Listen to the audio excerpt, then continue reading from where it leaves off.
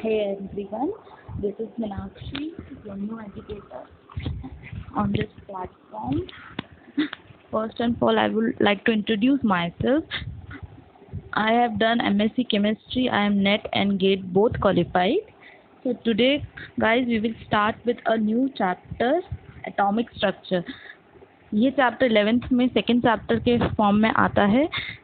First and all, atom क्या होते हैं, क्योंकि हमारी पूरी केमिस्ट्री एटम पे बेस्ड है. तो ये कहानी कुछ बहुत साल पहले स्टार्ट हुई थी ड्यूरिंग 400 BC में. जिस पहले साइंटिस्ट मानते थे कि हमारा पूरा वर्ल्ड 5 तत्वों से बना हुआ है.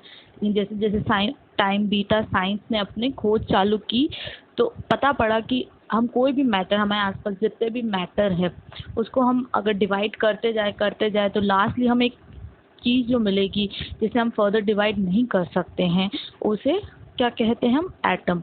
तो एटम की पहली खोज की थी डाल्टन ने बहुत अपनी 5 पोस्टुलेट्स दिए थे रिगार्डिंग एटम. ये नहीं कह सकते कि डाल्टन हर जगह सही था, बिकॉज हमें बाद में पता पड़ा फर्दर डिस्कवरी के बाद कि हमारा जो एटम है फर्दर डिवाइड हो सकता है इनटू प्रोटॉन, न्यूट्रॉन और इलेक्ट्रॉन में, जो उसके सब एटॉमिक पार्ट्स हैं. तो डाल्टन सही तो नहीं था, लेकिन क्योंकि कहते हैं ना कि जो पहले आया उसके बारे में हम हमेशा पढ़ते हैं. तो who was the discover of atom? He was Dalton. Dalton के जो पोस्टुलेट्स है वो हम 9th में पढ़ चुके हैं, तो हम इधर रिवाइज नहीं करेंगे इसको. ओके, तो देन इस चैप्टर में हम क्या पढ़ेंगे? इस चैप्टर में हम पढ़ेंगे discovery of some atomic particles of atom like electron, proton, neutron. इस स्लाइड में आपको इतना ही बताएंगे कि है ना इनकी डिस्कवरी कैसे हुई. नेक्स्ट स्लाइड जो होगी उसमें हम आपको कुछ मॉडल्स बताएंगे कि हम जो हमारे मॉडल्स है regarding the structure of atom उसके बारे में बताएंगे. इस स्लाइड में हम पहले स्टार्ट करते हैं इलेक्ट्रॉन की डिस्कवरी से. इलेक्ट्रॉन थे उसकी डिस्कवरी करने वाला था हमारे, कौन था? J J Thomson was the first person who discovered electron. अब उसने क्या एक्सपेरिमेंट किया था उस समय? क्या ये डिस्चार्ज ट्यूब जो था वो बहुत ही मशहूर था कि हर कोई साइंटिस्ट डिस्चार्ज ट्यूब के थ्रू नई नई एक्सपेरिमेंट कर रहा था. तो जे जे थॉमसन ने भी एक एक्सपेरिमेंट किया. इससे पहले फेराडे आए थे, माइकल फेराडे, जिसने इलेक्ट्रिसिटी के बारे में बताया था कि हमारी जो इलेक्ट्रिसिटी है, जब हमारे ना इलेक्ट्रोड पे कुछ है ना इलेक्ट्रिसिटी पास होती है तो इलेक्ट्रॉन मूव करते हैं. तो वही वाली चीज़ उसके दिमाग में बैठ गई. उसने फिर एक डिस्चार्ज ट्यूब लिया. डिस्चार्ज ट्यूब जैसे कि आप सामने देख सकते हैं, ये है हमारा डिस्चार्ज ट्यूब. डिस्चार्ज ट्यूब में उसने ये गोल सा जो है इसको क्या कहा है, ग्लास इलेक्ट्रोड, ग्लास ट्यूब है, एक ग्लास ट्यूब के दोनों साइड में इलेक्ट्रोड्स हैं. एक पॉजिटिव जो कहते हैं हम एनोड और नेगेटिव को कैथोड कहते हैं. कैथोड से हमारी रेस पास हुई थी, इलेक्ट्रिसिटी पास हुई. इसे एक हाई वोल्टेज कॉइल रखा गया और साथ ही साथ में यहाँ पे जो एनवायरनमेंट है वो क्या था, लो प्रेशर का था. 0.010⁻³ mm प्रेशर रखा गया. इससे क्या हुआ कि कम से कम पार्टिकल्स वहाँ प्रेजेंट थे, तो बहुत ही लो प्रेशर रखा गया था इस पर.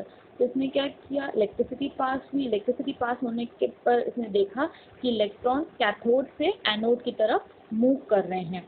ये इसका एक्सपेरिमेंटल सेटअप था. साथ ही इसने क्या किया, एनोड के बैक साइड में इसने क्या किया, फ्लोरोसेंट शीट लगा दी. वो थी सिल्वर फ्लोराइड की एक फ्लोरोसेंट शीट लगा दिया. फ्लोरोसेंट शीट क्या होती है, हमने कई बार बच्चों की जूते देखे हैं कि कई हम उसे टच करते तो उसमें क्या लगती है, लाइट जलती है. वो क्या होती है, फ्लोरोसेंट शीट होती है. हमारे टेलीविजन में आज जो हम देख रहे हैं उसमें क्या है, फ्लोरोसेंट शीट. तो आज नैनो ट्यूब्स भी बहुत यूजफुल हो रहे हैं. तो यहाँ पे एक फ्लोरोसेंट शीट रखी उसने.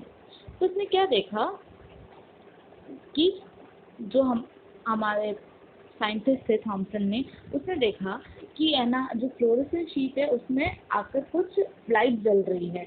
तो उसने कुछ कंक्लूजन्स निकाले इससे. पहला कंक्लूजन था कि जो भी थी रेज, जिसे हम कैथोड रेज कह रहे हैं, कैथोड रे है वो क्या कहाँ से कैथोड से एनोड की तरफ मूव कर रही है, क्योंकि हमारे कैथोड तो क्या है नेगेटिवली चार्ज और एनोड क्या है पॉजिटिवली चार्ज। तो जो भी रे है मूव कर रही है वो डैम श्योर है कि वो क्या है नेगेटिव चार्ज है, क्योंकि हम जानते हैं कि ऑपोजिट अट्रैक्ट एंड सेम वाले क्या होते हैं रिपेल होते हैं। तो वो किसकी तरफ मूव कर रही है पॉजिटिव की तरफ, तो उसका खुद का नेचर कैसा होगा नेगेटिव। तो पहला कंक्लूजन है कि हमारी कैथोड रे जो थी वो नेगेटिव चार्ज थी। फिर दूसरा कंक्लूजन उसने ये निकाला कि हमारी जो रेज है वो अगर हम एनवायरनमेंट चेंज कर रहे हैं, लाइक हम गैस दूसरी ले रहे हैं, हीलियम की जगह आर्गन ले रहे हैं, तो भी उसका जो नेचर है लाइक मैग्नेटिक प्रॉपर्टीज या इलेक्ट्रिकल प्रॉपर्टीज वो चेंज नहीं हो रही है, वो ऐसी की वैसी ही रह रही है। तो उसने कुछ कंक्लूजन निकाला कि जो ये रेज है वो हमारे गैसेस के पार्टिकल्स पर डिपेंड नहीं करती है, वो उसकी खुद का एक पर्टिकुलर नेचर है। बाद में इस जो रेस है उसको एक स्पेशल नेम दिया गया इलेक्ट्रॉन। इसके बाद में इन्होंने एक चार्ज टू मास रेशियो निकाला। तो चार्ज टू मास रेशियो जब निकाला गया तो हमें तो पता है कि चार्ज कितना था, जो भी था, मतलब हम अगर अलग अलग जो है ना गैसेस ले रहे थे, इलेक्ट्रॉन चेंज कर रहे थे, तो ये जो रेशियो था E/m का वो क्या था फिक्स था बिल्कुल, जितना हर एक के लिए क्या फिक्स हो गया। कितना था वो 1.75 × 10⁻11 कूलम पर kg, इतना ये वैल्यू आ रही थी जितनी बार भी हम चेंजेस कर रहे थे। तो इससे एक और प्रूव हुआ कि हमारे जो कैथोड रेज निकल रही है उसकी क्या प्रॉपर्टीज है वो हर जगह सेम है और वो गैसेस पे या इलेक्ट्रोड पे डिपेंड नहीं करती है। तो ये जो रेशियो है वो फिक्स आ रहा था। तो इससे हमने ये कंक्लूजन निकाला। अब ये जो कंटेंट है वो एक बार पढ़ लीजिए, आपको कोई भी डाउट हो तो कमेंट सेक्शन में आप मुझे बता सकते हैं।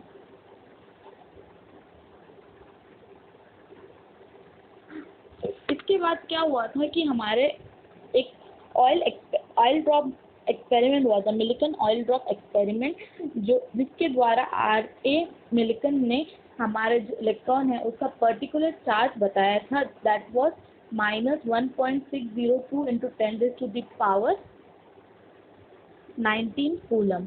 और हमें पता है कि हमें ना चार्ज टू मास का रेशियो में कितना आया था 1.7 × 10⁻11। तो इससे हम इसका मास भी निकाल पाए थे, जो कि क्या था 9 × 10⁻31, जो आज हम यूज़ कर रहे हैं ज़्यादा न्यूमेरिकल सॉल्व करने के लिए।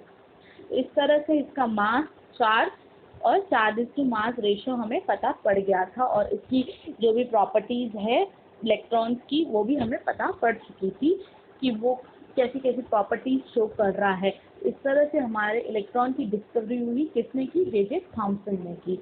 अब हम आते हैं कि हमारे प्रोटॉन की डिस्कवरी कैसे हुई और किसने की। प्रोटॉन की डिस्कवरी करने वाला था बोल्ट्जटीन ने 1886 में इसकी डिस्कवरी की थी, क्योंकि उस समय एज आई सेड कि हमारे डिस्चार्ज ट्यूब बहुत पॉपुलर थे, लोग एक्सपेरिमेंट कर रहे थे। इस तरह से बोल्ट्जटीन ने भी एक एक्सपेरिमेंट किया। अब जो हमारे बोल्ट्जटीन ने जो रेज यूज़ की, कैनाल रे कहते हैं उसे हम, वो डिपेंड करती थी जो गैस है वो यूज़ कौन सी हो रही है, मतलब जो गैस हमारी यूज़ हो रही है उस पर डिपेंड कर रही थी वो। जैसे कि हमारे इलेक्ट्रॉन थे वो तो उस पर डिपेंड नहीं करते थे, लेकिन हमारी ये वाली जो रे है वो डिपेंड करती है।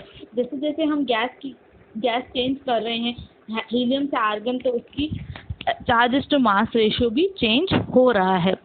अब सो हम कह सकते हैं कि हमारे जो प्रोटॉन है वो डिपेंड कर रहे थे, ठीक है। तो अब क्या था कि इन्होंने क्या किया, गैस चेंज की, तो क्या हुआ, जैसे कि हमारा ये एक पार्टिकल है, इसमें इलेक्ट्रॉन और प्रोटॉन दोनों हैं, तो हुआ ना डिस्चार्ज हुआ, इलेक्ट्रिसिटी पास हुई, तो क्या हुआ, बहुत ज़्यादा हाई पावर की इलेक्ट्रिसिटी, और साथ में प्रेशर भी हाई था प्रीवियस वाले से। तो उसमें क्या हुआ कि हाई इलेक्ट्रिसिटी पास हुई तो इलेक्ट्रॉन तो क्या जंप कर गए टुवर्ड्स एनोड, क्या रह गया? Positive charge. पॉजिटिव चार्ज क्या मूव करने लगे कैथोड की तरफ। कैथोड की तरफ वो क्या करने लगे? मूव करने लगे। इस तरह से क्या हुआ कि हमारे जो कैथोड है वो दिखने लगे, और साथ ही क्या थे? वो विजिबल भी थे। जैसे कि हमारे इलेक्ट्रॉन ऐसे विजिबल नहीं थे, हमारे प्रोटॉन विजिबल थे। तो anode rays are maternal particles, anode rays are positively charge, और charge to mass ratio depend करता है कि कौन सी क्वालिटी की गैस यूज हो रही है। साथ ही में जो स्मॉलेस्ट और जिसके लिए हम ना इसका इलेक्ट्रॉन या मास निकाल सकते थे, वो क्या था? हाइड्रोजन का। हाइड्रोजन में क्या था? होता है एक इलेक्ट्रॉन होता है, एक प्रोटॉन होता है। इलेक्ट्रॉन तो चला गया अपना, अपने पास बचा क्या? प्रोटॉन बचा। इससे हम इसका चार्ज टू मास रेशियो निकाल पा रहे थे। ठीक है, जो कितना था इसका जो चार्ज था वो तो इलेक्ट्रॉन जितना ही था, दैट इज 1.6 इंटू 10⁻⁻19, बस प्लस और माइनस का डिफरेंस है। मास हम निकाल पा रहे थे 1.6 इंटू 10⁻27। ये हमें पता पड़ पाया था इस एक्सपेरिमेंट से। एक्सपेरिमेंट के बारे में आपको पता होना चाहिए, लाइक उसका सेटअप और उन दोनों एक्सपेरिमेंट में क्या डिफरेंस था और किसने डिस्कवर किया, that's the most important point. Because हमारे क्या है ना, आज तक बड़े बड़े एग्जाम में भी ये पूछा जाता है कि किसने इसको डिस्कवर किया, ये पूछा जाता है। तो आपको पता होना चाहिए कि प्रोटॉन की, इलेक्ट्रॉन की और न्यूट्रॉन की खोज किसने की है। तो प्रोटॉन की खोज किसने की? गोल्डस्टीन ने की है। Next and last is neutron. Neutron की खोज की थी चैडविक ने। चैडविक ने भी ऐसा ही कुछ एक्सपेरिमेंट किया था और उसे पता पड़ा था कि एक ऐसा भी पार्टिकल हमारे न्यूक्लियस के अंदर है जिसका कोई चार्ज नहीं है, जिसको इसने कहा था न्यूट्रॉन। बिकॉज इसका कोई चार्ज नहीं, इसके लिए इसकी डिस्कवरी बहुत लेट हुई थी। इसका मास है 1.6 इंटू 10⁻27, जो चार्ज किसका है? प्रोटॉन का चार्ज है। और इसका इसका मास कितना है? ये चार्ज है ही नहीं इसके पास। तो चार्ज तो इसका क्या है? 0, क्योंकि इसके पास कोई चार्ज नहीं है। मास कितना है? प्रोटॉन जितना ही मास है इसके पास। ठीक है, लास्टली हम आपको एक क्वेश्चन पे छोड़ जाते हैं कि mass of a charge of a positive is this. Mass दिया हुआ है, calculate the mass of a atom. ये किसका मास है? Mass of charge, mass to charge ratio, sorry mass to charge ratio